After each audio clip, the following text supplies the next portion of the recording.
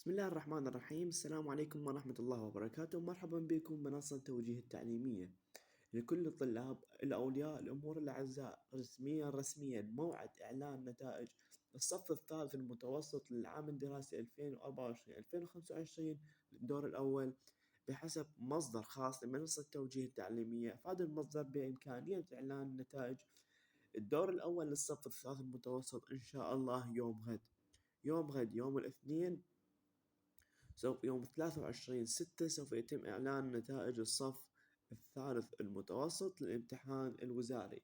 شلون ممكن تستعلم عن نتيجتك أو تعرف نتيجتك بأسرع طريقة؟ باختصار تروح للوصف، خانة الوصف أو أول تعليق في خانة التعليقات، راح تلقى رابط الخاص بقناة منصة توجيه التعليمية، تضغط عليه وتسوي على انضمام. بمجرد ما تسوي انضمام تكون انت هنا وضعك مثل ما نقول بالسليم. فور إعلان النتيجة ونشرها راح توصل لك إشعار خاص بيها، راح تضغط على الرابط اللي راح يتم نشره وتستعلم عن نتيجتك أو نتيجة ابنك. المرة الثانية نعيد على إنه النتائج إن شاء الله راح تكون يوم غد. الرابط الخاص بالنتائج راح يكون في وصف الفيديو، تدخل على الرابط هذا راح يوديك إلى قناة منصة التوجيه التعليمية على التليجرام.